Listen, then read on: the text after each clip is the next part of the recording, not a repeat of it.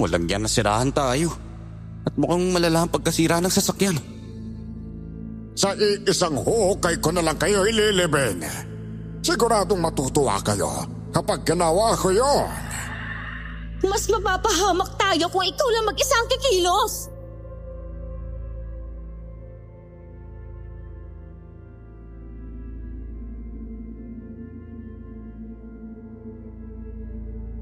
Magandang araw po, Miss Pinky. May nais po sana akong ikuwento sa inyo. Isa po sa naging parte ng pagpapatibay sa relasyon naming mag-asawa. Isang karanasan na mas lalong humubog sa aming samahan.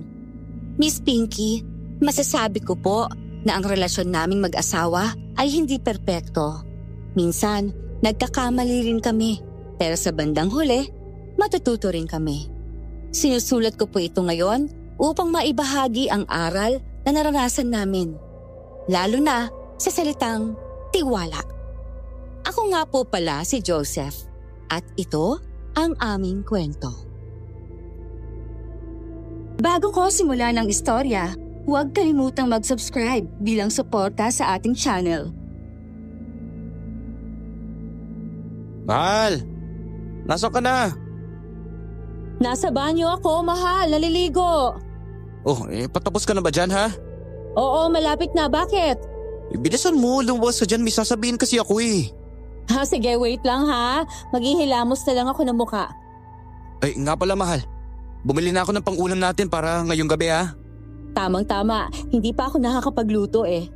Pakiayos na lang dyan sa lamesa yung kakainin natin, mahal. Palabas na rin naman ako. Ay, sige na, ako na bahala dito. Siguro okay na to. Kuha na pala ako ng kanin. Wow, may lechong manok. Aba, anong meron, mahala? At may pagganyan ka ngayon? Siguro may ginawa kang kasalanan, ano? Wala. Ito naman kasalanan ang gagawin ko sa'yo, no? Siyempre, ganun ang mga lalaki eh. Pag bigla-biglang nagiging mabait o kumikilos sa gawaing bahay, ibig sabihin may kasalanan siyang ginawa. Ay, wow. Ganun ba ang tingin mo sa akin, mahal, ha? Siyempre hindi. Alam ko namang hindi mo ako lolokohin eh. Dahil mahal na mahal mo ako. Basta umupo ka na muna at akong bahala sa'yo ngayon. Pagsisilbihan kita, ha? Pagsisilbihan mo ako? Kagagaling mo nga lang sa trabaho eh. Baka pagod ka pa. Ayos lang ako, mahal. Ayoko pa. At saka gusto ko rin itong gawin eh. O siya, magtitimpla lang ako ng juice ha. Pagbalik ko may sasabihin ako sa'yo importante. Oh, tungkol saan naman? Sobrang importante ba yan at may paganito ka? Basta. Sigurado ako matutuwa ka kapag nalaman mo yun. Ay nako, sabihin mo na kasi ngayon para alam ko na. Sobrang na-excite tuloy ako. O ito, okay na tong juice ha. Ay, mahal. Hindi ba matagal na rin tayo dito sa apartment? Oo, mga 3 taon din simula nung kinasal tayo. Pangarap mo magkaroon ng sariling bahay at lupa, di ba? Aba, syempre naman. Sino bang hindi nangangarap ng ganung buhay? At least kapag may sariling bahay na tayo, hindi na tayo mag-iisip kung mapapaalis ba tayo o hindi. Lalo na kapag wala tayong pang-upa. Sa bagay, tama ka. Maganda pa rin may sarili kang lupa at bahay para naman pag wala na tayo sa mundo may papamana tayo sa anak natin. Ay, wala pa nga tayong anak. Paano mo may papamana? Hindi naman ako mabuntis. Alam mo namang, di ba, may problema ako sa matres. Ano ka ba, mahal? Huwag ka magkalala. Darating na rin yung panahon na bibigyan rin tayo. Siguro, may perfect timing ang lahat. At naniniwala akong pakikinggan din ng Diyos ang panalangin natin. Ay, sana nga, mahal. Gusto ko maramdaman na isa na rin talaga tayong buong pamilya. Yung walang halong lungkot o pangungulila. Gusto ko maging masaya bilang isang magulang. Huwag ka na malungkot. Alam mo namang pumapangit ka kapag nakasimakot ka eh. Tingnan mo. Hoy, hindi ako nalulungkot ha. Sinasabi ko lang yung nararamdaman ko. Pero naniniwala ako na isang araw, magiging buong pamilya rin tayo. Sana lang, huwag ka sumuko na umasang magkakaanak pa tayo. Teka nga lang. Ano ba yung gusto mong sabihin at dito tayo napunta? Kanina ko pa yan gustong malaman eh. Tungkol ba saan? Kumapit kang mabuti mahal ha. Baka kasi mabigla ka kapag sinabi ko eh. Baliw, ano nga? May anak ka na ba sa iba, ha? Hindi yun no. May kabit ka? Ano ka ba? Hindi rin yun.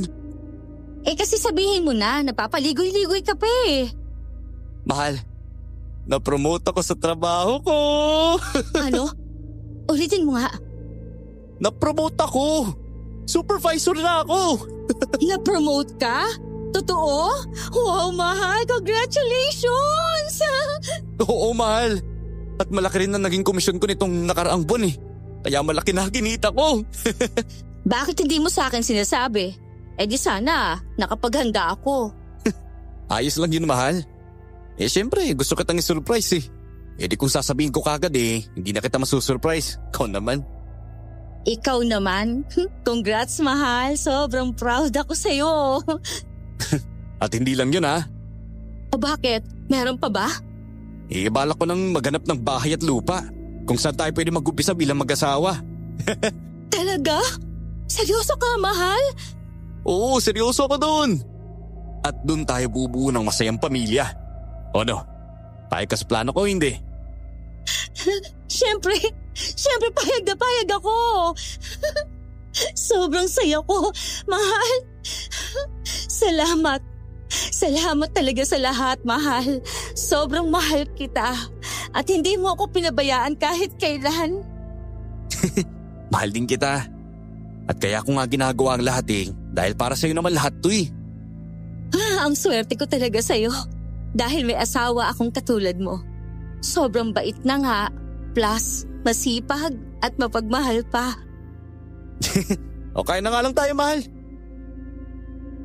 Nga pala, may alam ka na ba kung saan tayo pwedeng makahanap ng bahay at lupa? Sa ngayon, wala pa, mahal kung gusto mo ikaw ang mag-asikaso. Gusto mo yan? Pwede naman. Kilala mo yung kaibigan ko, si Mercedes. Oo, kilala ko siya. Nakita ko siya nung nakaraan. Lagi siya nandito, di ba? Oo, si Mercedes. Oh, bakit? Anong meron sa kanya? Ahente siya.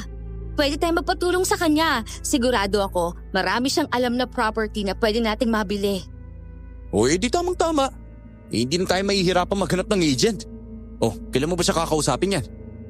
Siguro bukas, kapag wala na akong ginagawa sa bake shop. Saka baka makadaan din siya kaya kakausapin ko na kaagad. Siya, sige, ikaw ang bahala, mahala. Basta sabihin mo lang ako kapag okay na. At ang mapuntahan na natin yung lupang mapipili ninyo.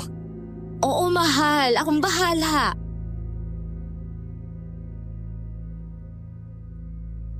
Kita ko sa mga mata ni Gemma ang saya dahil sa mga sinabi ko.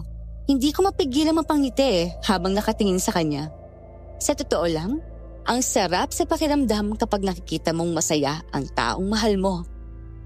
Alam kong matagal na nang gustong magkaroon ng sariling bahay at lupa at bumuo ng isang pamilya.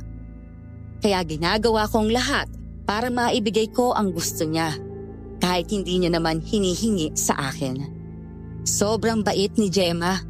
Maalaga siyang asawa. Lagi na nga akong inuuna kaysa sa sarili niya. Kaya nga sinabi ko sa sarili ko na hindi ko siya ipagpapalit kanino man. Hindi ako gagawa ng rason para lang masaktan siya dahil ganun ko siya kamahal. Ako yung nagiging sandalan niya sa tuwing na panghihinaan siya ng loob. Lalo na tungkol sa pagbubuntis. Hindi ko sa kanya pinararamdam na may mali sa kanya o kaya may kulang sa amin. Gusto ko palagi akong nariyan sa tabi niya upang damayan siya.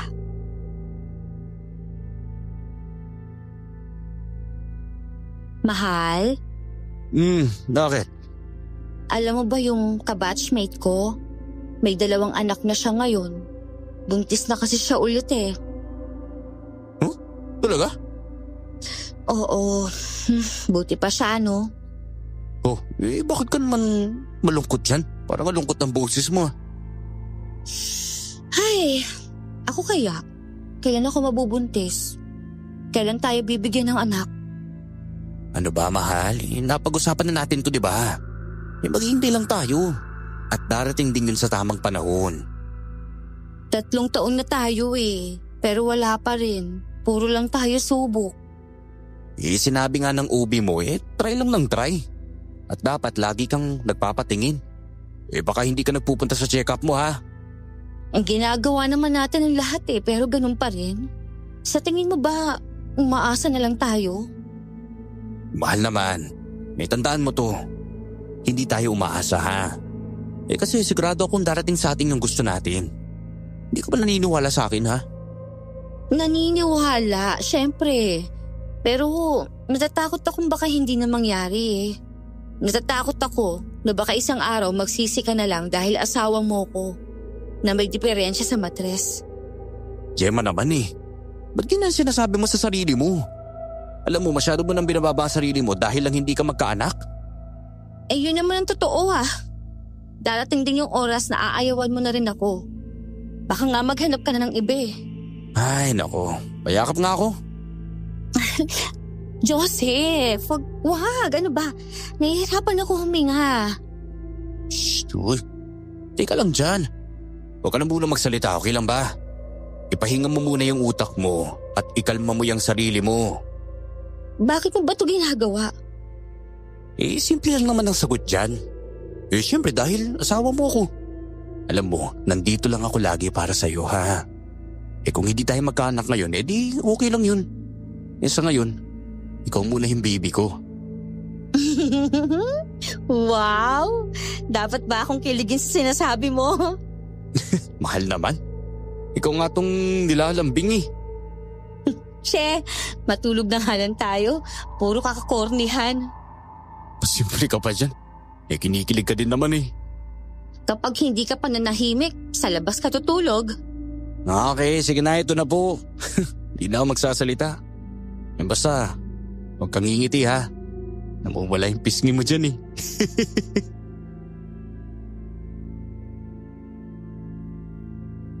Tiningnan pa ako ng masama ni Gemma at pailing-iling na lang ako. Hindi ko mapigilan mapangiti sa kanya. Dahil maaga rin ang pasok ko bukas, nagpasya na kaming matulog dalawa. Nagkwentuhan pa kami hanggang sa naramdaman na lang naming pareho na kaming inaantok. Kinabukasan, nagpaalam na ako kay Gemma na papasok na ako. Palabas pa lang ako ng bahay, nakita kong kaibigang tinutukoy ng asawa ko. Nakangiti ito sa akin at tumango, kaya huminto muna ako saglit upang batiin siya. Ayoko kasing magmukhang bastos kung hindi ko siya papansinin. Huminto to sa harap ko at hindi mawala ang ngiti sa labi, kaya ako ang unang bumati. Hi. Ikaw yung kaibigan ng asawa ko, tama? Oo, ako nga. Mercedes nga pala. Ay naku, magandang araw Mercedes ha. Hinahanap mo ba yung asawa ko? Oo sana Kakausapin ko siya Nandyan ba siya sa loob? Ay, nandyan siya. Ay, pumasok ko na lang para makita siya. Malilate na kasi ako sa trabaho kaya aalis na rin ako ha.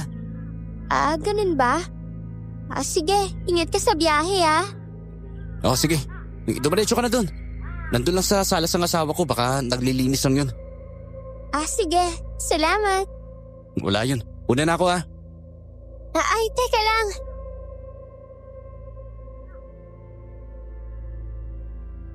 Bigla akong napahinto nang humarang sa dinaraanan ko. Si Mercedes. Kumunot pa ang noo ko. Dahil ang kamay nito ay papunta sa damit ko. Nakangiti ito sa akin habang may kinuha siyang hibla ng sinulid sa suot kong uniform. Napaatras nga ako ng kaunti dahil sa ginawa niya. Natakot rin ako na baka makita ni Gemma at mag-isip siya na masama tungkol sa amin.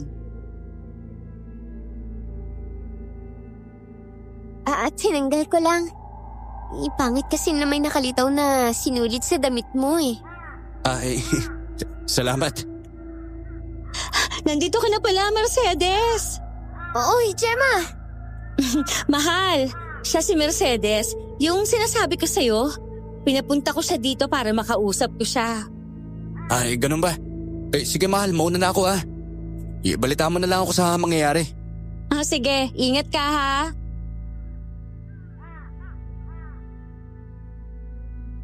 Bago ako sumakay sa kotse, muli ako napalingon sa asawa ko at sa kaibigan nito. Parehas silang nakatingin sa akin kaya naiilang akong tumango na lang. Mabilis lang din natapos ang oras at dahil hapon na rin ay muli na akong umuwi sa bahay. Pero pagdating ko doon, nagulat ako sa malakas na tawa ng asawa ko. Pagpasok ko sa loob, naroon ulit si Mercedes at nakikipagkwentuhan sa kanya.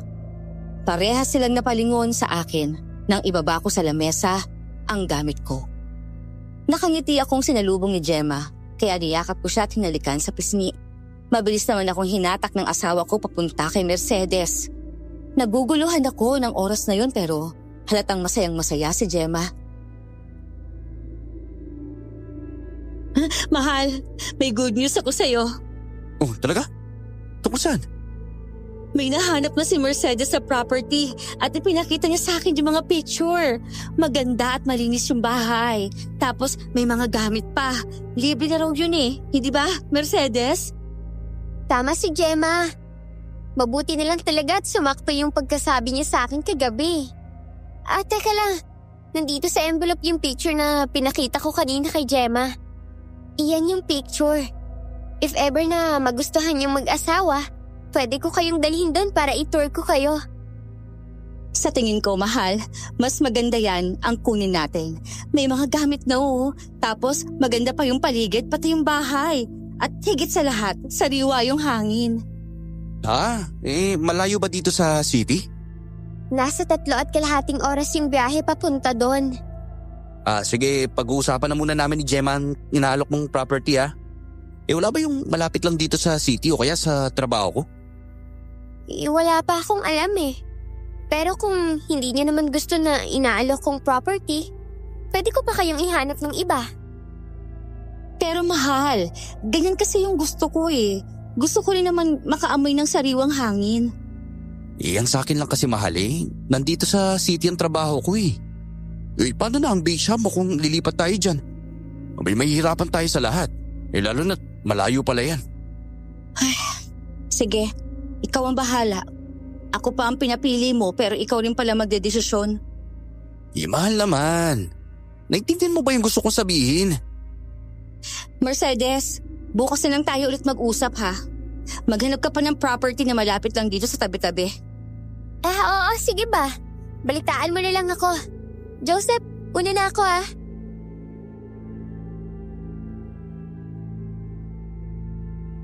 Tanging-tango lang ang tinugon ko kay Mercedes na magpaalam ito. Napahilot pa ako sa sentido ko nang padabog na pumasok sa kwarto si Gemma. Ilang oras na rin ang lumipas at hindi pa rin lumalabas si Gemma. Sigurado ako, nagtatampo siya dahil sa nangyari kanina. Ilang beses na rin akong kumatok sa pinto upang pakainin siya pero hindi niya ako pinapansin. Muli akong napatingin sa envelope na iniwan ni Mercedes sa may center table. Napabuntong hininga pa ako ng malalim noon bago kunin ang envelope na yon at tignan ulit isa-isa ang bawat picture. Habang tinitignan ko yun isa-isa, bigla kong naisip si Gemma. Alam kong dahilan kung bakit gustong-gusto niya ang property na yon. Dahil mahilig si Gemma sa mga magagandang tanawin, pati na rin sa preskong hangin. Sakto rin ang paglabas ni Gemma at tumingin pa ito sa akin, pero hindi niya ako pinansin. Halatang galing siya sa pag-iyak, kaya napabuntong hininga na lang ako at sinundan siya.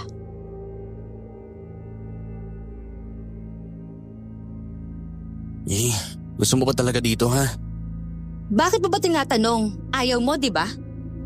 Oo siya, pumapayag na ako. Ano? Sabi ko ayos na. Tingnan na natin yung property. Kung maganda, di kunin natin. Hindi labag sa loob mo? Hindi. Huwag ka na lang magtampo sa akin. Di ba hindi mo gusto yan? Bakit mo pa kailangan pilitin ang sarili mo? Mahal, kung saan ka masaya di doon na lang ako. Alam kong gustong-gusto mong makuha yan Kaya wala akong ipagdadamot sa'yo. Iyaan mo. Sa Sunday wala akong pasok. Pwede nating puntahan yung lugar na sinasabi ng kaibigan mo. Talaga? Wala nang bawian yan ha? Oo na. Hindi ko na babawiin. Basta huwag ka na malungkot dyan Thank you, mahal. Sorry kanina. Ayos lang yun. Gusto ko lang naman na sumayak Kaya huwag ka na malungkot dyan Alam mo namang masamang nai-stress ka Sabihin ko na kay Mercedes na tuloy tayo sa property na yan. Naku, salamat talaga ha. Wala yun, mahal. Ay nga pala, saan mo ba nakilala si Mercedes ha? Sa bait shop, mahal. Suki ko siya eh. Lagi siya nabili sa atin. Siguro mga 2 months ko na rin siyang kaibigan. Ang bait niya, di ba? Sa tingin ko nga mukha naman talaga siyang mabait. Salamat, mahal. Ay, grabe, sobrang saya ko. Sobrang saya-saya ko talaga ngayon dahil pumayag ka na.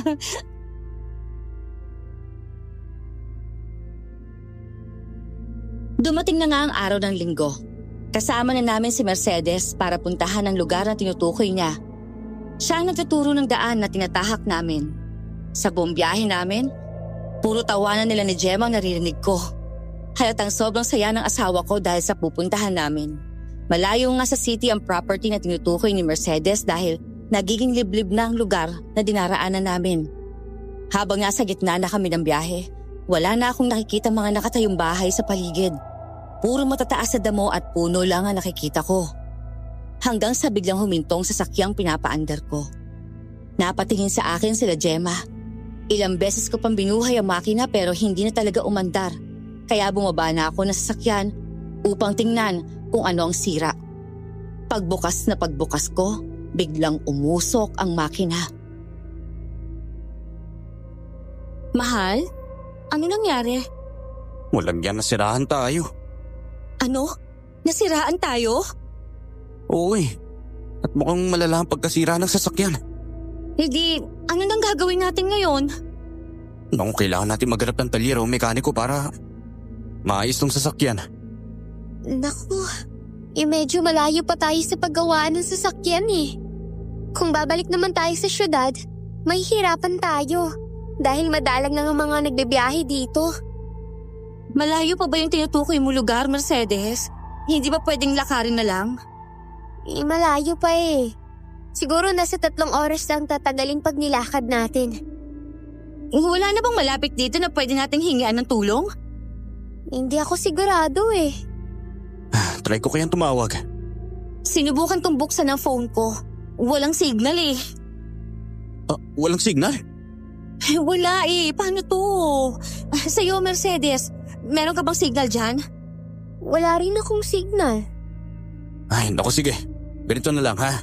Ako na muna ang hahanap ng tulong at kayong dalawa, dito na muna kayo. Kung wala man ako mahanap ng tulong, kahit signal na lang hahanapin ko. Sigurado ka ba, mahal? Oo, sigurado ako dun. Sige, mag-iingat ka ha. Bumalik ka kaagad. Oo, mahal. Ibabalik din ako kagad ha. Dito muna kayo ha. Mercedes, dito muna kayo ng asawa ko. Sige. Mag-ingat ka. Nagpaalam na nga muna ako kila Gemma. Hindi ko alam saan ako hihingi ng tulong dahil wala naman akong nakikitang mga bahay sa paligid. Puro talahiban at matataas na kahoy lang pati mga kawayan. Habang naglalakad ako, may nakita akong isang bata na tumakbo papasok sa gubat. Ilang beses ko pa siyang tinawag pero hindi niya ako nililingon. Kaya tinahak ko na lang ang daang dinaanan ng bata hanggang sa napahinto ako sa paglalakad dahil yung batang nakita ko kanina ay may kasamang matandang lalaki. At anong kailangan mo, iho? Bakit mo sinusundan ang apo ko? Magandang araw po.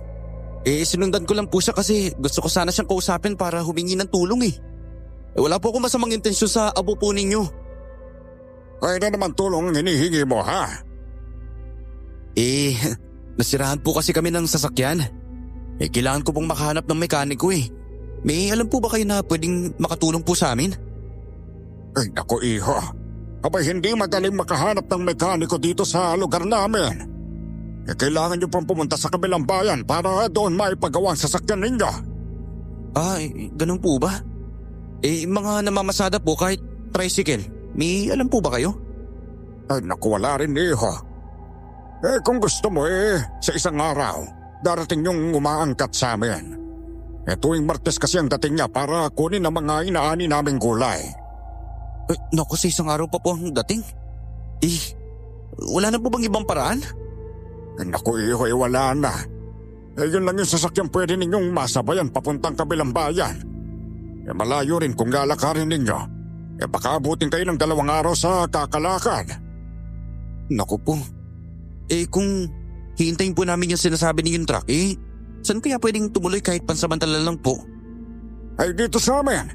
Pwede namang dun muna kayo pansamantala. Nasan ba yung iba mo mga kasama ha? Nandun po sa may sasakyan. Pero ayos lang po ba talaga sa inyo na doon muna kami tumuloy? Ayoko naman iho.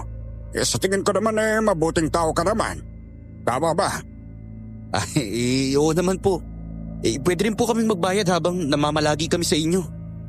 Naku, hindi na kailangan yun iho. Puntahan na natin ang mga kasama mo para madala ko na kayo sa bahay. Sige po. Joseph nga po pala. Naku, pasensya na po, nakalimutan ko nang magpakilala. Mang Ato na lang ang itawag mo sa akin. Ito naman si Boknoy, ang apo ko. Medyo mahihain at mailapit na sa mga hindi niya kakilala ha.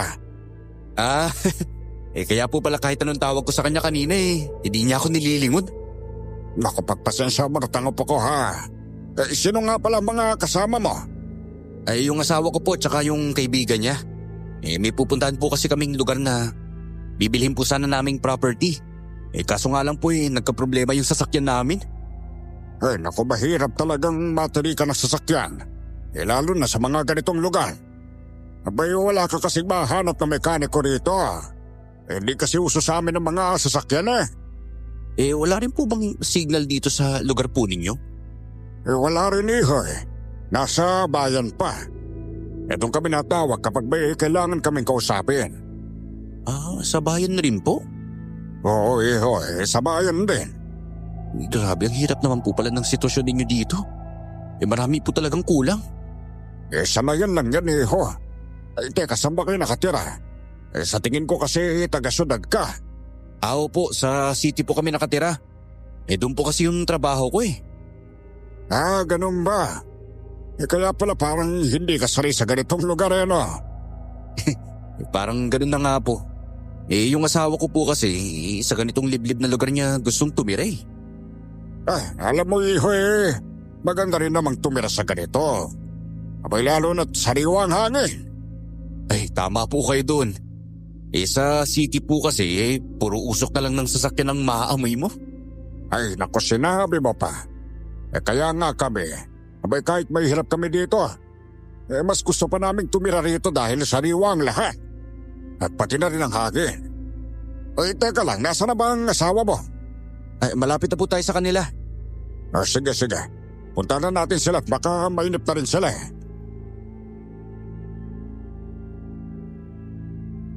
Tinahak na namin ang daan papunta kila Gemma. Habang naglalakad kami ni Mang Ato, panay kami kwentuhan sa ibang bagay. Malayo pa lang kami nakita ko na si Gemma na nakatingin sa amin. Pinakilala ko sa kanila si Mang Ato. Pati na rin ang tahimik niyang apo na si Boknoy. Habang naglalakad kami papunta sa bahay nila Mang Ato, pansin kong pagtingin sa amin ng mga taong nadadaanan namin. Matatalim ang titig na pinupukol nila sa amin kaya naramdaman ko ang biglang paghawak ni Gemma sa kamay ko. Huminto kami sa paglalakad sa tapat ng isang kubong bahay na gawa sa kawayan at pawid. Pumasok doon sila Mang Ato, kaya sumunod na rin kami nila Gemma. Simple lang ang loob. Lahat ng gamit ay gawa lang sa kawayan. Pati na rin ang lagayan ng baso at pinggan.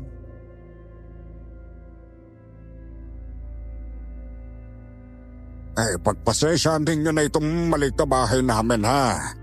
Medyo maliit at hindi rin ganong kagandahan. Pero sana magustuhan nyo dito kahit ilang araw lang kayo dito. Ayos lang po, Mang Ato. Maganda nga po itong bahay ninyo kahit simple lang Maayos at presko po. Sa city po wala nang ganitong paligid o bahay. Puro na po building doon kaya minsan mainit. Naku, sinabi mo pa iha. Kaya nga mas gusto naming tumira sa ganitong lugar kesa sumiksik pa dun sa syudad. Mawalang galang na po. Itatanong ko lang po. Tuwing Miyerkules lang po ba talaga ang dating ng truck? May trabaho kasi ako bukas Oo sa tuwing ganong araw lang. Gusto ko man kayong tulungan kaso wala rin akong magagawa talaga Pasensya ka na, Mercedes ha. Nadamay ka patuloy sa nangyari. Ay, ano ka ba? Ayos lang no? Ako nga dapat ang humihingi ng sorry sa inyo eh. Dapat tiniyak ko sa inyo ang pupuntahan nating lugar. Wala sa atin ang may kasalanan. Talagang nagka-problema lang yung sasakyan ko.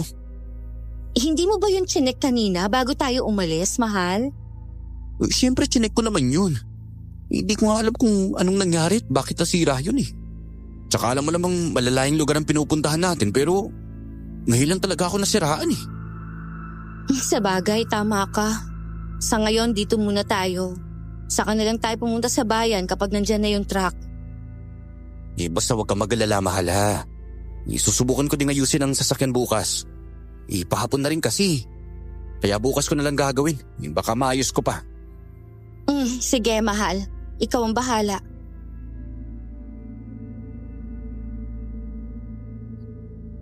Kinabukasan, sinubukan kong ayusin ang sasakyan namin pero kahit ilang beses kong pinaandar, ganun pa rin ang nangyayari. Hindi pa rin gumagana. Inabot na ako ng 6 na oras sa pag-aayos pero wala man lang ako napala. Habang nakaharap ako sa makina, naramdaman kong may humawak sa likuran ko.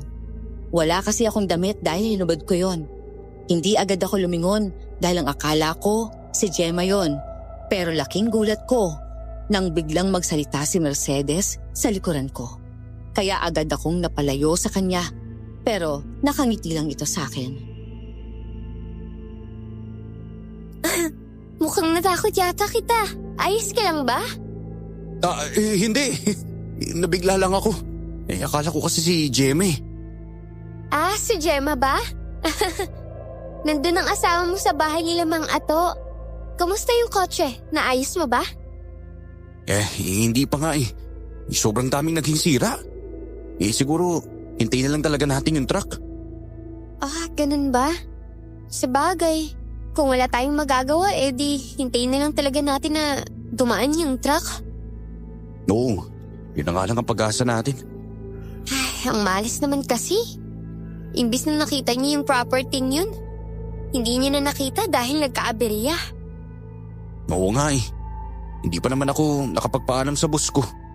Ay nga pala, uwi na ako. Sasabay ka na ba? Oo, sige. O tara na. Joseph, teka lang. Bigla akong napatingin kay Mercedes nang tawagin niya ako. Nakangiti ito sa akin at napansin ko sa bibig niya na para bang may ibinubulong ito sa hangin. Biglang sumakit ang ulo ko noon at para akong nakalutang sa ere. Hindi ko makontrol ang takbo ng utak ko habang nakatingin kay Mercedes. Pansin ko ang paglapit nito sa akin at paghawak niya sa dibdib ko. Tinignan niya pa ako mabuti hanggang sa unti-unti niyang inilalapit ang mukha niya sa mukha ko. Pero bigla akong napabalik sa ulirat dahil sa malakas sa tahol ng aso.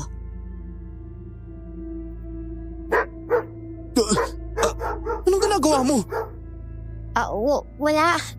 Bakit? Kanina ka pa ba nakatayo dyan? Tatapikin ko na sana yung pisngi mo eh. Ano bang nasa isip mo at natulala ka dyan? Natulala ako?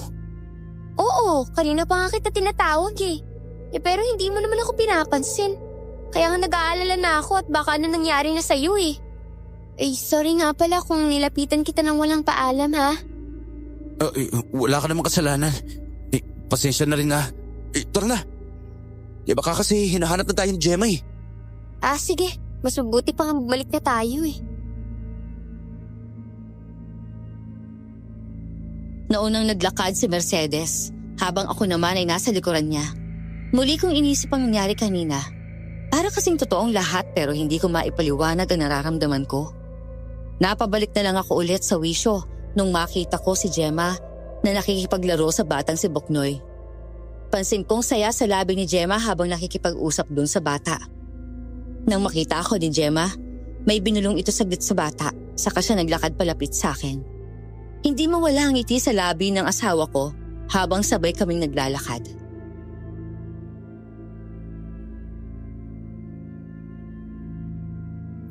Mukhang masaya ka.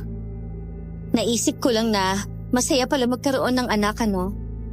Sa tingin ko, oo. Pero bakit naman pumasok sa utak mo yan? Si Buknoy kasi, habang naglalaro kami kanina, parang bigla akong naramdaman ng pagiging isang nanay. Yan, natuwa nga ako habang tinitingnan kayong dalawa. Buti hindi ka niya iniisnab no? Kasi kahapon, hindi niya ako pinapansin at tinatakbuhan pa ako. Mailap lang siyang bata, pero sa tingin ko mabait siya. Kabisado ko na ang ugali ng mga ibang bata. Kailangan lang silang amuhin. Ay, naku mahal. Sa tingin ko naman naging ganun siya sa'yo dahil magaling ka magpahamon ng bata. Naku, kung ako siguro yun o ibang tao, baka hindi niya pa rin papansinin. Subukan mo kasi siyang kausapin. Sigurado akong magiging magkasundo kayo.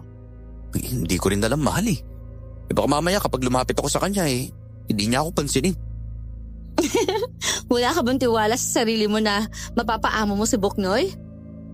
Meron naman. Siyempre. Pero baka namimili lang siya ng papansinin o kakausapin. Iyoko naman pilitin ng bata, di ba? Siguro, ganun na nga rin. Alam mo ba, naaawa ako sa kanya Bakit naman? Ang kwento niya kasi sa akin, hindi niya pa raw nakikilala ang magulang niya. Naisip ko tuloy, kung tayo, anak ang hangad natin. Pero siya, magulang ang gusto niya. Kung pwede nga lang siyang ampunin aampunin ko talaga siya. Ang kaso nga lang… Yung kaso nga lang, kasama niya ang lolo niya, tama? Oo, yun na nga. Mahal, sigurado naman akong hindi siya pinapabayaan ni Mang Ato. Basta huwag ka na mabahala para sa kanya. Dahil nasa mabuting kamay siya ng kanyang lolo. Alam ko naman yun. Pero iba pa rin ang pag-aalaga ng isang magulang. Ikaw talaga? Kahit kailan, napakalambot ng puso mo Ay, kaya sobrang mahal na mahal kita Dahil dyan sa pagiging mabuting tao, lalo na sa mga bata. Hayaan mo, mahal. Kapag nagkaanak tayo, magiging mabuti at mapagmahal akong nanay. Gagawin kong lahat para sa anak natin. Hindi ko sila pababayaan. Sila? Teka, ilang anak bang gusto mo, mahal? Depende kung ilan ang kaya mo. Pwede naman tayong bumuo ng isang basketball team. Ang alam ko, lalaki ang nagsasabi niyan at hindi babae. Grabe, mukhang mapapasubo ka niyan sa'yo Bakit lalaki lang ba may karapatan na magsabi ng ganun linya? Siyempre hindi. Di kung gusto mo, hindi lang isang basketball team ang gagawin natin. Kung hindi isang basketball team, ano? Di gagawin nating 2 dosena. O ano, ayaw mo yun? Grabe naman sa 2 dosena. Kaya ko ba yun? Biro lang naman yun, ikaw naman. Pero siyempre, yung kaya lang natin. Hindi lang sa pinansyal, kundi pati rin sa atensyon na ipaparamdam natin sa kanila. Tama ka. Ayoko naman puro lang tayo gawa tapos magkukulang tayo sa kanila. Siguro, sapat na yung kaya natin silang alagaan at suportahan. Ay, tara na nga doon, mahal. Yaan mo. Matutupad lahat ng pangarap natin. Sa ngayon, maghihintay muna tayo para dumating yung tamang panahon. Sana nga dumating na yung panahon na yun, Dahil sobrang excited na ako. Lalo na at magkakaroon na tayo ng sarili nating bahay. Siyempre naman. May awa ang Diyos sigurado naman ako na nakikinig siya sa mga dasal natin. Uy, teka lang. Gusto mo bang mamasyal tayo, O saan naman tayo pupunta? May nakita ako dun Pwede nating pagtambayan. Sigurado akong magugustuhan mo yun pag nakita mo. Sige, tara. Gusto ko yung makita. Sinasabi ko na nga ba, hindi ka tatanggi. Basta magagandang view. Lagi kang nangunguna Nature lover kasi ako. Ikaw kasi, usok lover.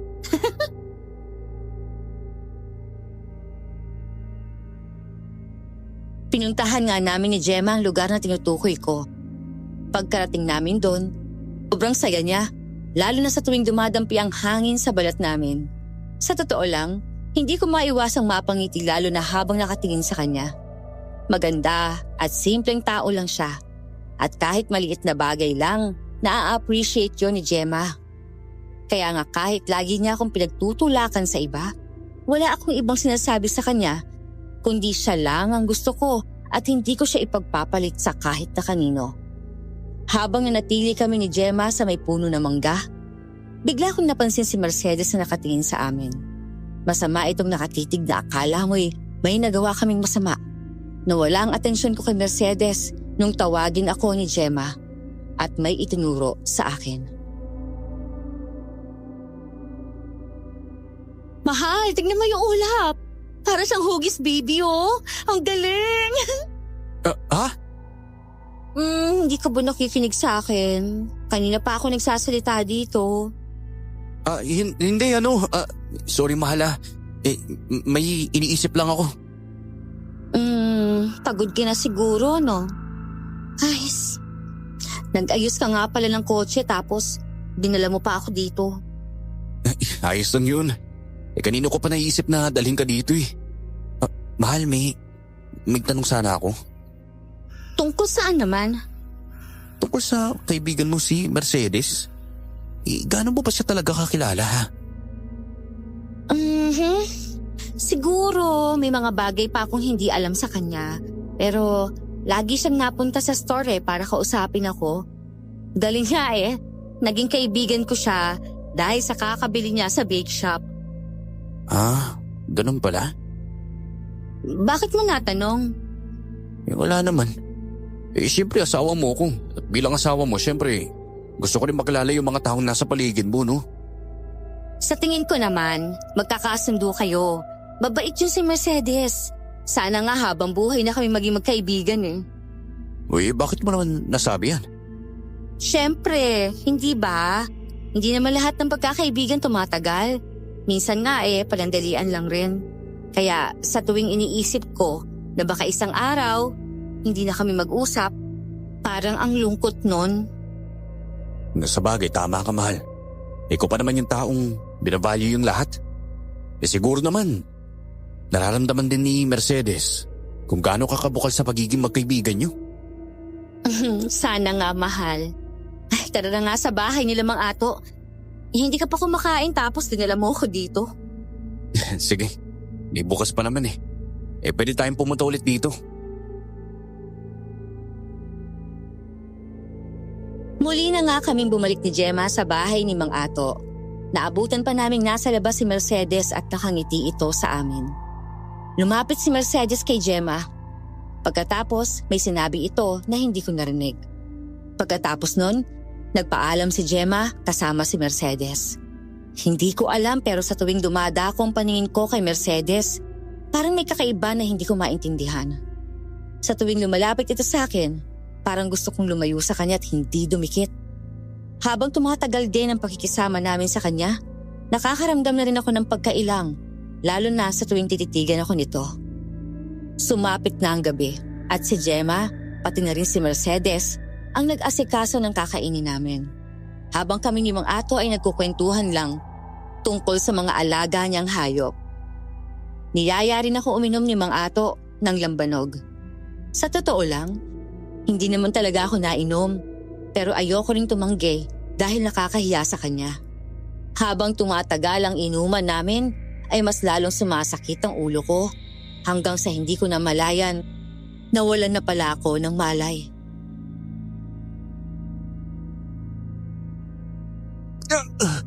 Aray! Gising ka na pala.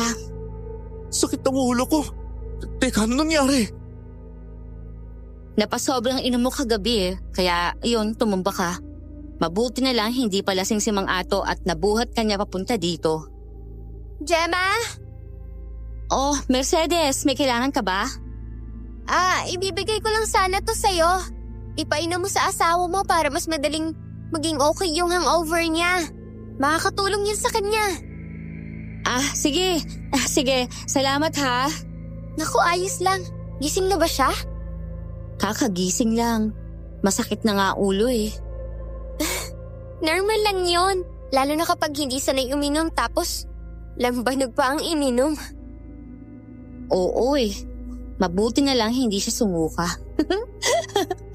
Uy, painom ko na to sa asawa ko ha. Sige, punta na ako sa kusina. Oh, ano yan mahal? Gamot daw para sa may hangover. Inumin mo to para gumaling ka na kaagad at hindi na sumakit yung ulo mo.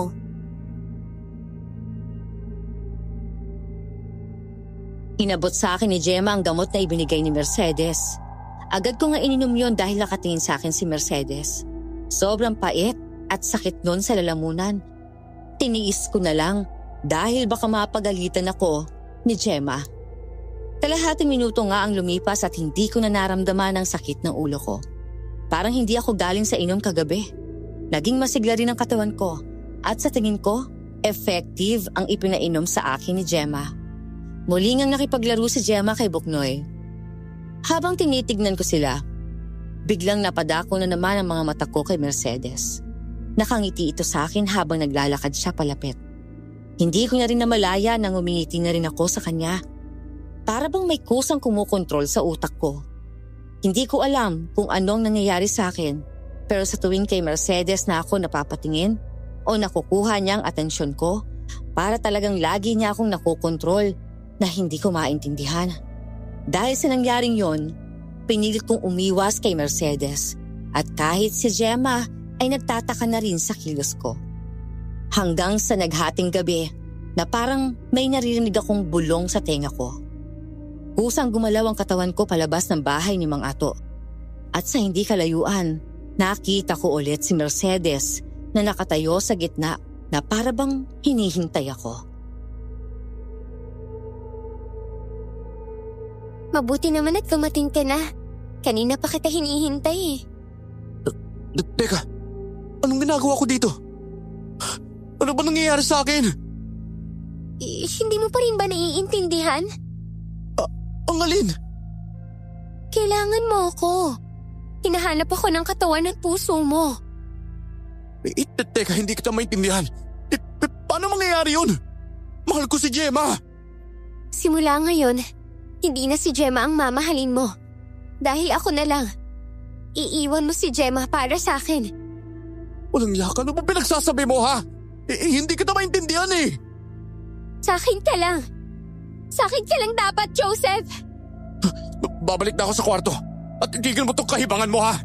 Hindi ko ang mahal ko. Si Gemma lang. Siya ang itinuturo ng puso ko at hindi ikaw. Huli na ang lahat, Joseph. Nasa ilalim ka na ng ritual ko at wala ka nang magagawa, kundi tanggapin ako at mahalin. Hindi mo na rin naman makikita ang asawa mo. Dahil habang buhay na tayo na lang ang magkasama.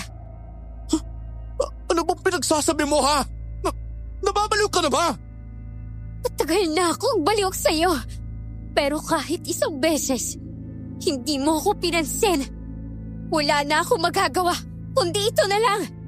Tagal ko na itong pinlano, kaya ayokong aksayin ang lahat. Hindi ko naman pinagsasabi mo. Bahala ka sa buhay mo. Pupuntahan ko ang asawa ko. Maglalakad na sana ako paalis pero bigla akong napahinto dahil hindi ko maihakbang ang paa ko. Pinilit ko maglakad papalayo pero ramdam na ramdam kong pagkontrol nito. Dahan-dahan ding naglakad si Mercedes palapit sa akin at pumunta siya sa harapan ko. Nilapat niyang daliri sa labi ko at kahit gusto ko siyang itulak, hindi ko magawa. Hanggang sa unti-unting itong inilapit ang labi sa akin. Kahit gusto ko siyang itulak sa ginagawa niya, parang kusang bumibigay ang katawan ko at utak ko. Hindi ko alam kung anong tumatakbo sa akin, pero iisa na lang ang gusto ko. At yon ay si Mercedes.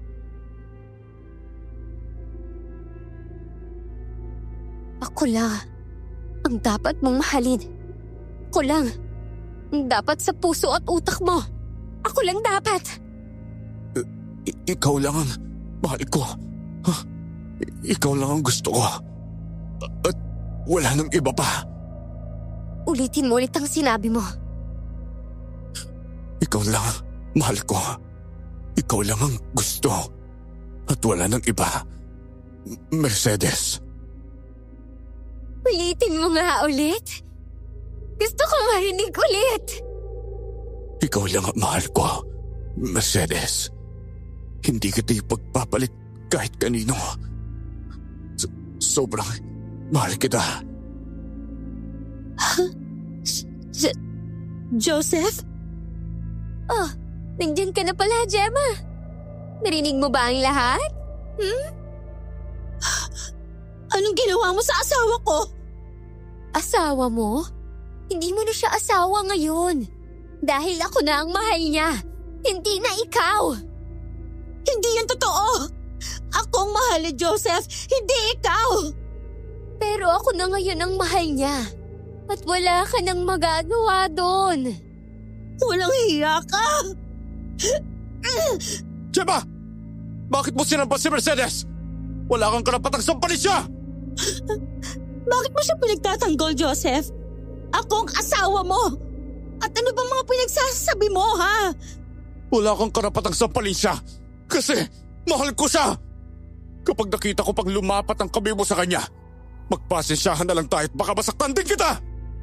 Joseph, ano ba nangyayari sa'yo? Ako ang asawa mo. Bakit ka ba nagkakaganyan? Hindi na kita mahal. Si Mercedes na ang mahal ko! Hindi yan totoo. Ako ang mahal mo. Ako ang dinala mo sa altar. Hindi ba sumumpa tayo sa mata ng Diyos na walang iwanan? Hindi na kita mahal ngayon. Umalis ka na sa harapan ko! Hindi yan totoo. Ako ang mahal mo. Joseph naman. Bawiin mo mga sinasabi mo. Yun ang totoo, Gemma. Itigil na natin to. Dahil si Mercedes na ang mahal ko. Si Mercedes ang mahal mo? Paano nangyari yun? Ha? Joseph? Kung nagbibiro ka, please lang, tama na. Hindi na ako natutuwa. Seryoso ako, Gemma. At hindi ako nagbibiro dito. Eh bakit ba kasi ayaw mong tanggapin ang sinasabi ni Joseph? Ako na ang mahal niya at hindi ikaw! Manahimik ka! Hindi ikaw ang kausap ko! Ang kapal din ng mukha mo, ano? Pinagkatiwalaan kita, Mercedes. Pero ano itong ginawa mo? At ikaw naman, Joseph, ano bang pinagsasabi mo, ha? Mahal ko siya! Mahal mo? Eh, paano ako? Hindi mo na ba ako mahal? Eh, pagpapalit mo na ba ako sa kanya? Joseph, sabihin mo lang na mahal mo ko. Kakalimutan ko lahat ng ito. Pasensya na, Gemma. Si Mercedes na talaga ang mahal ko. Handa mo ba akong ipagpalit para sa kanya? Handa mo ba akong iwan? Oo. Ano? Wow! Grabe! Mamili ka sa aming dalawa. Ako ba o si Mercedes? Si Mercedes. Siya ang mahal ko. Kung gano'n, sige. Magsama kayong dalawa. At tandaan mo to. Hindi mo na ako makikita ulit. Lumingki sa braso ko si Mercedes, habang si Gemma naman ay naglalakad papalayo sa amin. Nakaramdam ako ng paninikip ng dibdib habang nakatingin sa likuran ni Gemma. Sa dulo ng utak ko, parang gusto ko siyang pigilan at yakapin. Gusto kong sabihin sa kanyang gusto ko siya at huwag niya siyang umiyak. Pero may kusang pumipigil noon sa utak ko. Sa isang iglap, sa bawat salitang sinasabi ni Mercedes, ay bigla na lang akong napapasunod sa kanya. Para bang siya na ang may hawak sa buong pagkatao ko, na kaya niyang kontrolin. Sumapit na nga ang umaga, pero hindi ko pa rin nakikitang bumabalik si Gemma. Lagi ring nasa tabi ko si Mercedes at hindi niya ako pinakakawalan. Napansin ko rin ang madalas na pagtingin sa akin ni Buknoy. Sa maghapong lumipas, mas lalo akong hindi mapakali dahil hindi ko pa nakikitang bumabalik si Gemma. Nagulat pa ako nang bigla akong hinila ni Buknoy papunta sa bakuran at lumingon pa siya sa kaliwat kanan bago magsalita. May sasabihin po ako at mabilis lang po ito. Tungkol saan naman, Buknoy, ha? Kuya Joseph, kailangan kong mahanap ang asawa ninyo sa lalong madaling panahon. Kailangan niyo pong labanan ang gayumang pinainom sa inyo ni Mercedes. Teka, ano ba sinasabi mo, ha? Basta po. Makinig lang po kayo sa akin, ha? Ginayuma kayo ni Mercedes para mahalin siya. At bakuhan nila lolo ang asawa ninyo. Buntis si Nanay Gemma. At kailangan niyo po siyang tulungan. Labanan niyo tumatakbo sa utak ninyo. Dahil yun lang po ang tanging paraan para makawala kayo sa gayuma. Teka, hindi kita maintindihan eh. Anong gayuma ang tinutukoy mo? At si Gemma? Buntis siya? Nandiyan na siya. Sino? Kailangan ko na po umalis. Tandaan niyo lang po ang mga sinabi ko ha. Iligtas niyo po ang mag-ina niyo. Ito lang ang tanging magagawa ko para matulungan kayo.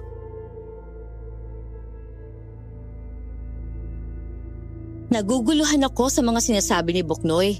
Pagkatapos niyang sabihin yun, agad na siyang umalis. Sakto rin ang pagdating ni Mercedes at nakangiti ito sa akin.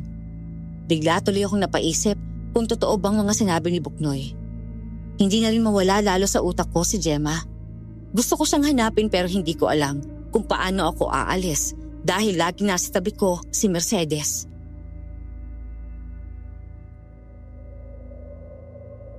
Love, bakit parang seryoso mo naman? Tara na sa loob at kakain na tayo. Sige, kain na muna tayo. Baka nagugutom ka na rin kasi. Love, pwede bang dito na lang tayo at wag na tayong umalis dito? Bakit naman? Dahil mas gusto ko dito. Dito tayo mag-umpisa para wala nang gumulo sa atin. Pero nasa city ang trabaho ko eh. Hindi na tayo babalik doon. Dahil dito ko na lang sa akin. Hindi ba ako ang mahal mo? Kaya dapat sinusunod mo ako? Sige. Kung ano man ang gusto mo, yun ang gagawin natin. Kung saan ka masaya, doon tayo. Mabuti naman at nakikinig ka. Dahil simula ngayon, akin ka na lang. Hindi na tayo mapaghihiwalay ng kahit sino. Kahit si Gemma pa yan.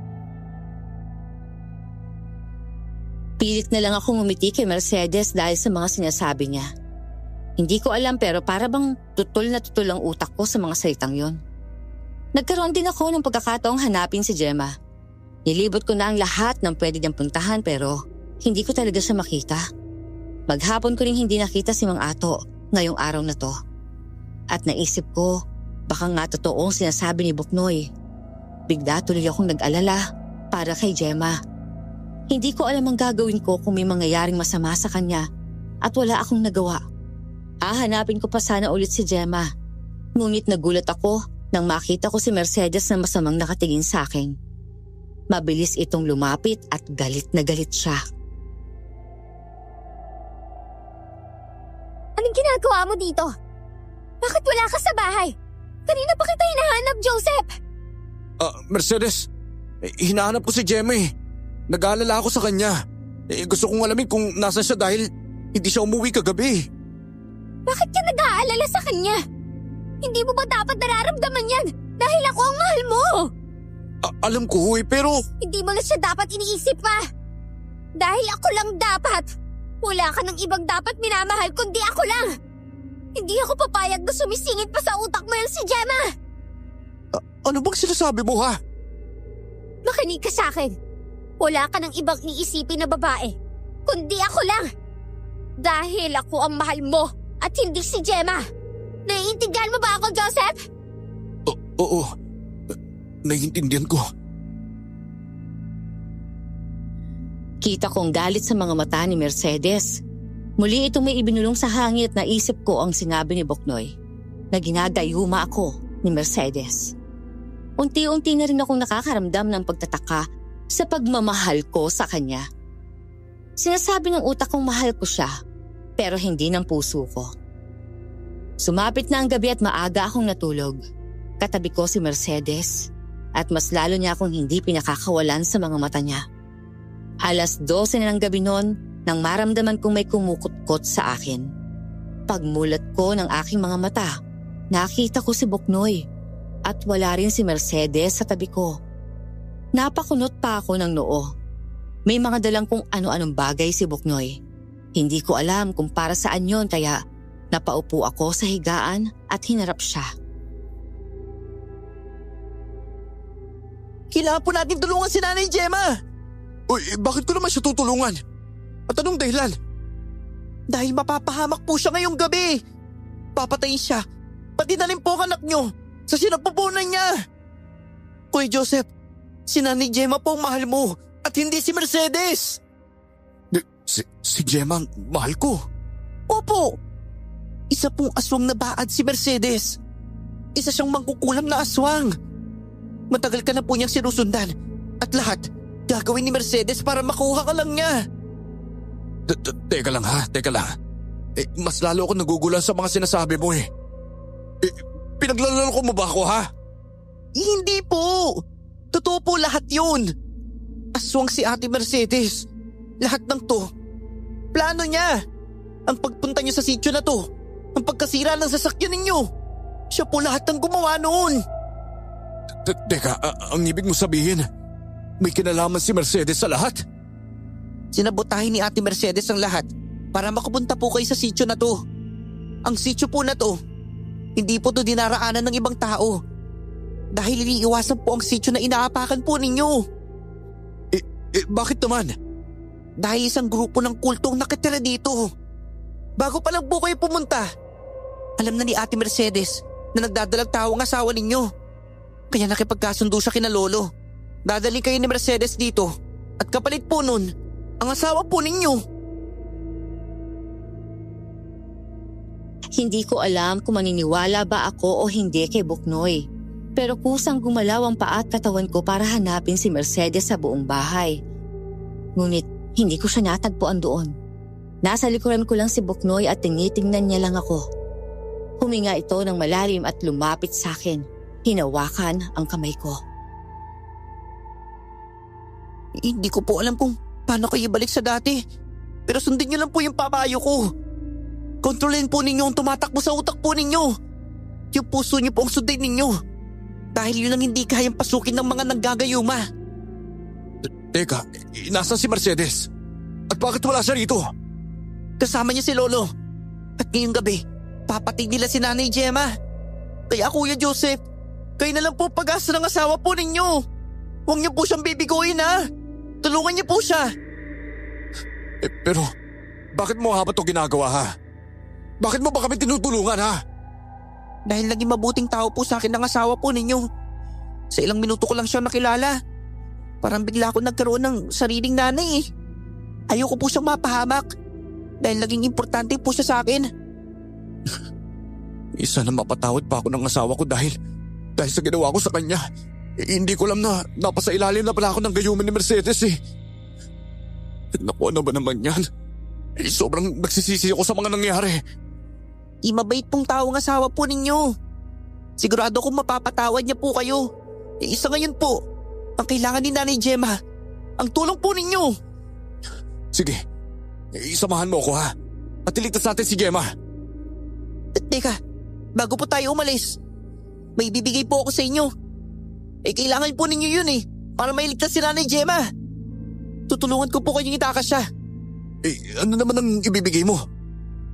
Mga bagay po na magagamit ninyo kay Nanay Gemma para protektahan ang sarili ninyo. Dahil doon, may ibinigay sa akin si Buknoy.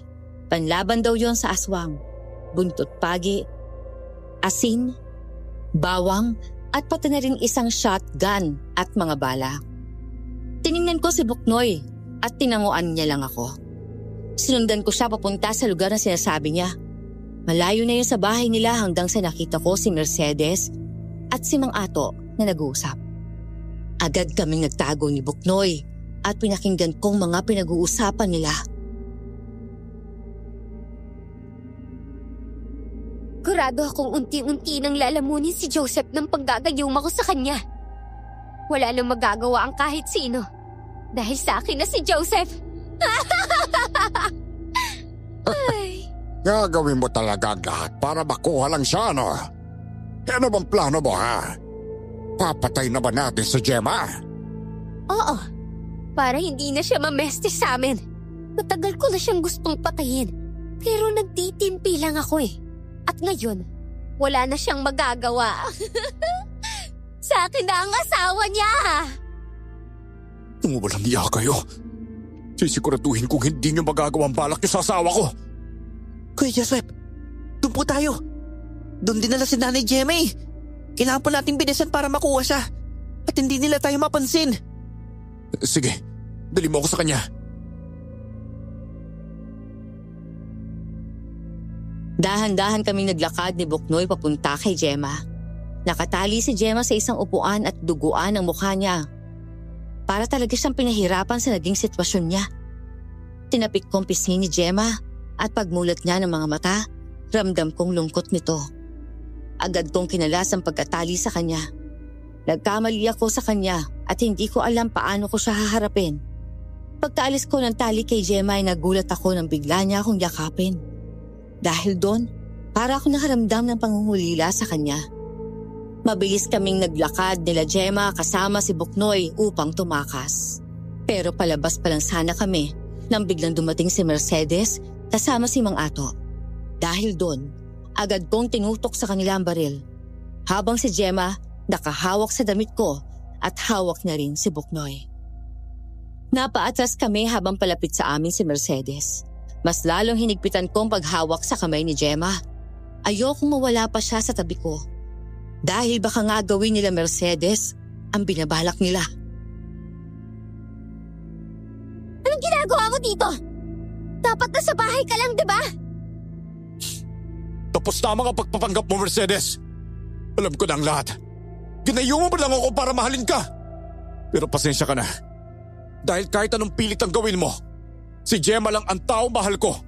At wala nang iba. Hindi. Hindi yan pwede. Hindi ko yan matatanggap. Ako lang dapat ang mahal mo. At wala nang iba. Ako lang dapat. Ginayuma mong asawa ko para makuha mo?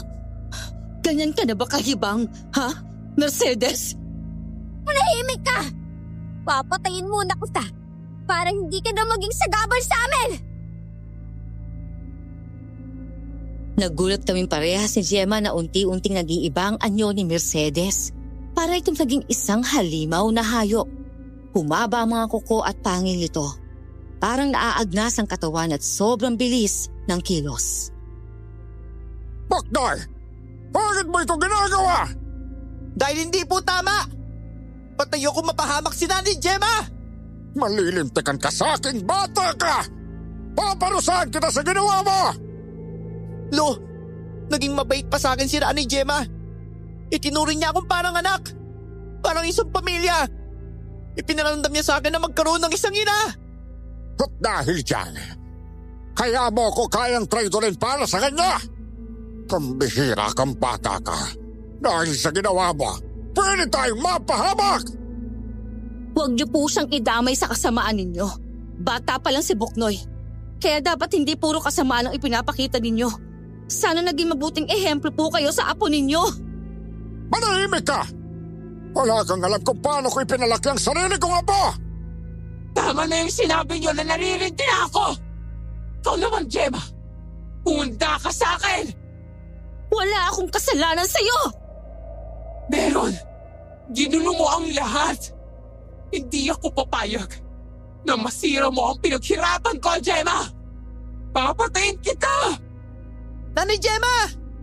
Gamitin niyo po ang bawang para hindi kayo malapitan ng aswang! Nasaan ang bawang? Nasa akin! Huwag kang mag-alala, Gemma. Puprotektahan kita. Hindi ako papayag na may mangyari sa'yo masama. Pagtapos nito, ayusin natin ang lahat. Oo, pangako ko yun sa'yo. Kuya Joseph! Gamitin niyo po ang buntot pagig! Sige! Agad kong kinuha ang buntot pagi. Si Gemma naman ang may hawak ng baril. Pinakiramdaman kong bawat galaw ni Mercedes. Mabilis itong kumilos at nagpaikot-ikot sa amin. Kaya nang mahagip ng mga mata ko na palapit siya kay Gemma, agad ko siyang hinataw ng buntot pagi at napaangil siya sa ginawa ko. Kita ko ang galit sa mga pulang mata ni Mercedes. Hinihingal rin ito na parang isang hayop na boses tao. Napatingin din ako kay Mang Ato. Pinagmamasdan niya lang kung paano kami sugurin ni Mercedes.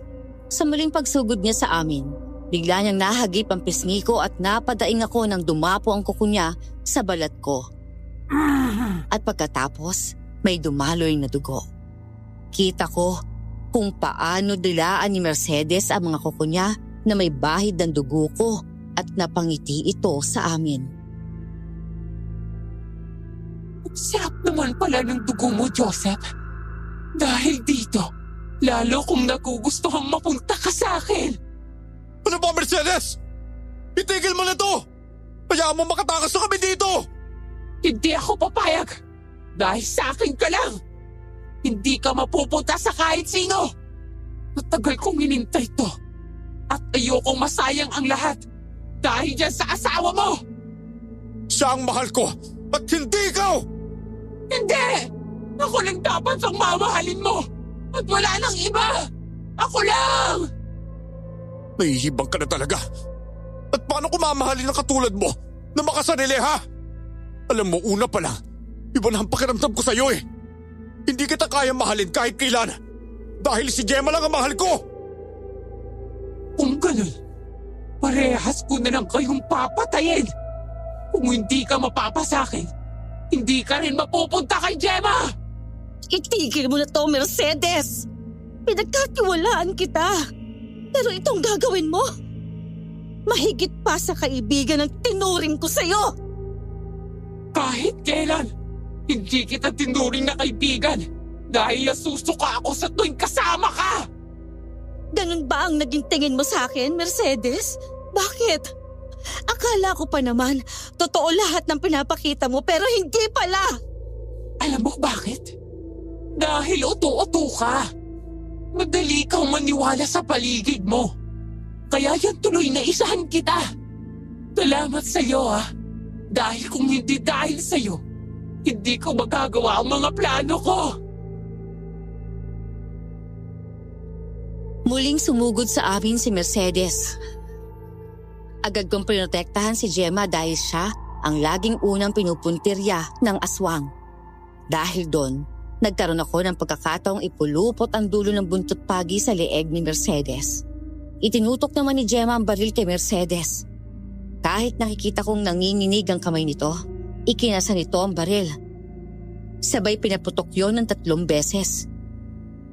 Kaya natamaan ang puso ni Mercedes. Dahil doon, nagkaroon ako ng pagkakataong ihampas sa kanya ng paulit-ulit ang buntot pagi. Hanggang sa matumba na ito at bawian ng buhay. Parehas kaming napayakap sa isa't isa ni Gemma. Para kaming nabunutan ng tinik. Nang tangkain pang lumapit sa amin ni Mang Ato, kinuha akong baril kay Gemma at itinutok ito sa kanya. Walang nagawa si Mang Ato, kundi hayaang paalisin kami. Si Buknoy, siyang nagturo ng daanan namin. Hindi pa kami nakakalayo nang makarinig kami ng iba't ibang ingay sa paligid. Kita ko ang pag-aalala sa mga mata ni Buknoy habang nakatingin ito sa amin. Naku po, hindi pwede to! Bakit? May problema ba, Buknoy? Kailangan na po natin magmadali! Dahil sigurado akong palapit na sila sa atin! Sino sila? Ang mga aswang po! Bakit? Gano'n pa sila kadami, ha? Mas madami pa po sa inaasahan po ninyo! Bilisan na po natin maglakad! Para hindi po nila tayo maabutan! Dahil sa sinabi ni Buknoy, dali-dali kami naglakad paalis. Hinawakan kong kamay ni Gemma at kita sa mga mata niya ang takot sa pwedeng mangyari. Wala na akong ibang inisip kundi ang makaalis at maayos ulit ang relasyon namin ni Gemma. Subalit, napahinto kaming 3 sa pagtakbo nang biglang may mga aswang na humarang sa dinaraanan namin. Napatingin rin ako sa paligid at pinalilibutan kami ng mga aswang. Bigla akong kinabahan at natakot para kina Gemma. Hindi ko alam kung paano sila mapapatumba ng mabilis lalo na at madami sila. Tutulong ako, Joseph. Tapusin na natin sila para makaalis na tayo dito. Ano ba, hindi mo sila kakayanin, Gemma? Baka mapahamak na lang eh. Mas mapapahamak tayo kung ikaw lang mag-isa ang kikilos. Mag-asawa tayo. At bilang mag-asawa dapat nagtutulungan tayo sa mga pagsubok. Tandaan mo, Joseph, hindi na kita iiwan ngayon. Tatawarin mo ko. Nasaktan kita, mahal. Nagkamali ako sa mga nasabi ko. Hindi totoo yun. Alam ko, akong dapat patawarin mo. Dahil iniwan kita ng mga oras na kailangan mo ko. Naging biktima lang tayo ni Mercedes. Basta, tapusin na lang muna natin to, ha? At saka na natin pag-usapan ng lahat pag okay na. Kuya Joseph! Sa likodan po ninyo! Dahil sa pagsigaw ni Boknoy, agad akong napatingin sa likuran ko. May 3 aswang na pasugod sa amin, kaya naging alerto kami ni Gemma. Hinanda niya ang baril na hawak niya at ako naman ang buntot pagi. Tinulungan kami ni Boknoy makipaglaban sa mga aswang at sa bawat aswang na lumalapit sa amin ay agad naming napapatumba. Naging mabilis din ang kilos ko. Agad kong pinupulupot ang buntot pagi. Pagkatapos, isasaksak ang dulo nito sa dibdib nila. Hindi ko na rin maiwasang hingalin sa pakikipaglaban. Pakiramdam ko kasi parang hindi sila nauubos. Hindi ko na rin alam kung anong oras na at sigurado akong malapit ng magbukang liwayway. At doon ko naalala, takot din pala mga aswang sa liwanag. Kaya sigurado akong marami ang aatras kapag sumilip na ang bukang liwayway. Mukhang hindi sila nauubos. Anong gagawin natin? Magpatuloy pa sa pakikipaglaban sa kanila. Sigurado ako, iba sa kanila nga atras na rin dahil malapit na sumikat ang araw. Tama si Boknoy, mahal. Takot ang mga aswang sa araw. Kapag dalagpasan natin to, sigurado ako makakatakas na tayo dito. Paano kung may mangyari sa ating masama? Hindi ko hayaang mangyari yun.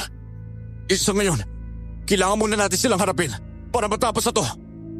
At huwag kang mag-alala, makakaligtas tayo dito. Pangako ko yun sa'yo. Napahinto kami sa pakikipaglaban nang biglang umatras ang mga aswang. Napatingin ako sa langit at malapit nang lumitaw ang bukang liwayway. Nabunutan kami ng tinik dahil doon.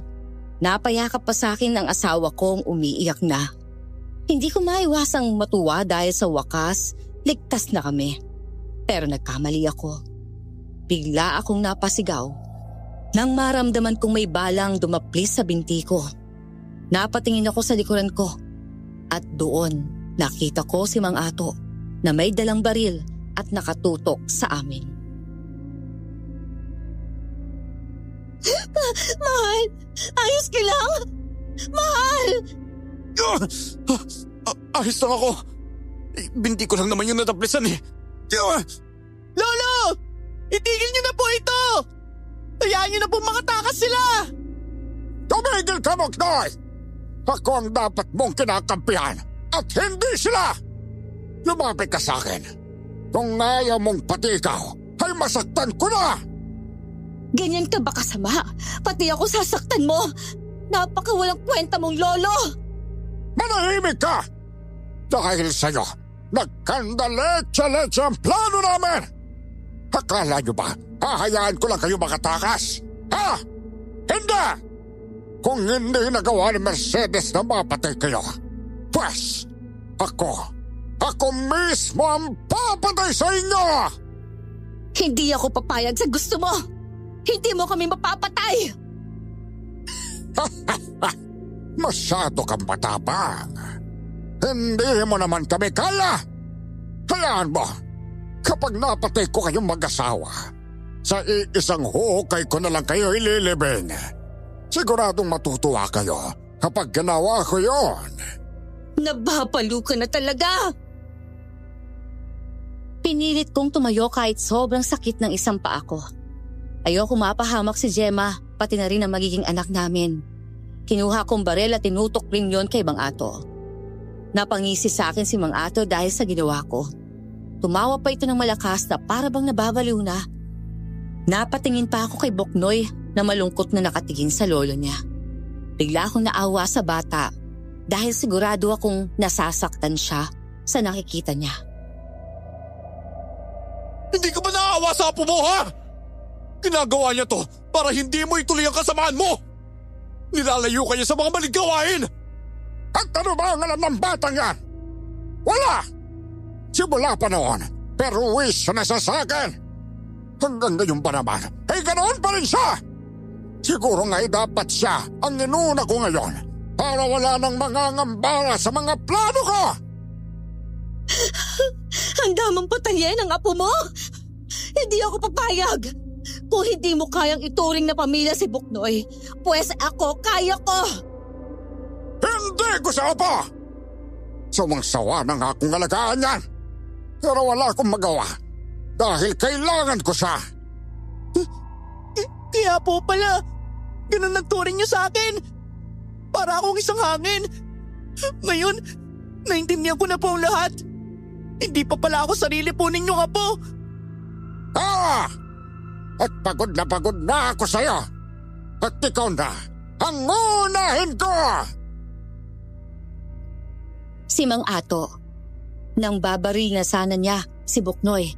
Agad kong naiputok ang baril at natamaan ang isa sa kamay niya kaya nabitawan niya ang baril niya. Muli ko yung kinasa at sa binti niya naman ang tinamaan ko. Dahil doon, napasubsob si Mang Ato sa lupa.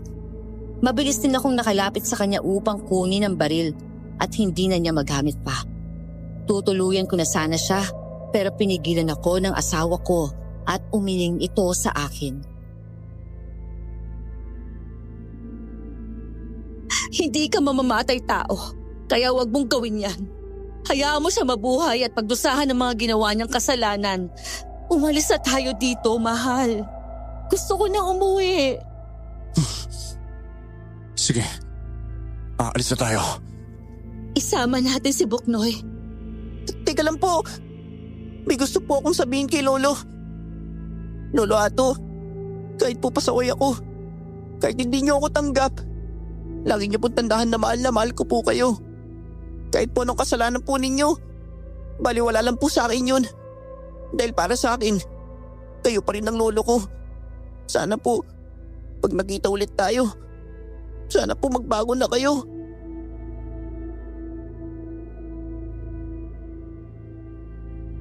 Isinama nga namin ni Gemma si Buknoy. Hindi na namin alam kung anong nangyari kay Mang Ato. Pero bago namin siya iwan, puro pagsigaw niya lang ang narinig namin. Pagdating namin sa kalsada, bigla kaming nakarinig ng makina ng truck. Agad namang huminto ang driver nang makita niyang duguan kami. Sinakay niya kami sa likuran at mabilis kaming dinala sa ospital. Ginamot ng mga doktor ang mga sugat na natamo namin. Sabi rin ng may-ari ng truck, ang sityo na napuntahan namin ay iniiwasan ng mga tao dahil doon lumulungga ang mga aswang. Isang buwan na rin ang lumipas simula na nangyari yon. Sariwa pa rin sa amin ang lahat ng pinagdaanan namin mag-asawa doon. Mabuti na lang at ligtas ang dinadala ni Gemma. Sobrang saya namin dahil sa wakas, magkakaroon na rin kami ng anak. Si Buknoy naman, inampun na namin siya dahil yon din ang gusto ni Gemma.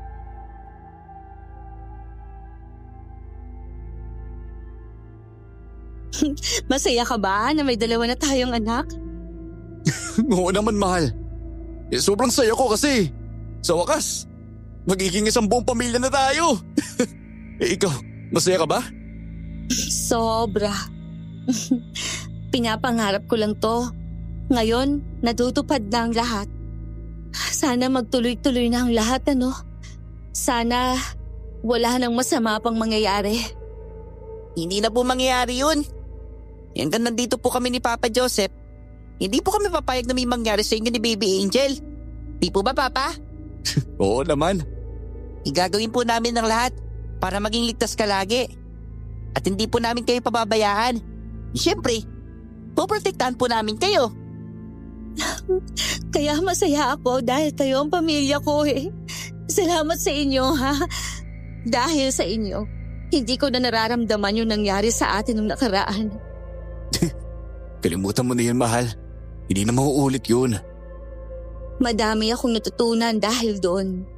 Lalo na sa pagsasama natin. Mas dodoble pa ang tiwala ako sa'yo. Uunahin kong pakinggan ang side mo bago kita talikuran. Ganun na rin ako. Simula ngayon, wala nang taong maninira sa relasyon natin, ha? Dahil parehas sa atin po protektahan ng pamilya natin. Palagi akong nasa tabi mo at kapag napapagod ka na, nandito ako para damayan ka. Gawin nating lahat para hindi magsisi ang mga anak natin na tayo ang mga magulang nila. Sigurado po kung si Baby Angel matutuwa siya. Dahil kayo pong naging magulang niya. At saka kami na rin ang magulang mo, ha? Kaya dapat matuwa ka rin. Siyempre po. Masaya po ako dahil kinupkup po ninyo ako. Ano ka ba, Buknoy? Malaki ang utang na loob namin sa'yo. Kasi dahil sa'yo, naging maayos ulit kaming mag-asawa. Kaya sobrang salamat dahil tinulungan mo kami. Dahil sa mga nangyaring yon, naging aral sa aming mag-asawa kung paano namin patatatagin ang relasyon namin. Naging masaya kami at nailuwal na rin ni Gemma ang isa naming anak. Naging mas masaya kami dahil sa pagdating rin ni Angel. Ang sabi nga nila, ang bawat problemang dumadaan sa pamilya ay dapat na magkasama nila itong hinaharap dahil kaya nila itong masolusyonan na magkasama. Habang isinusulat ko po ang kwentong ito, parang nagiging sariwa pa rin ang lahat sa akin.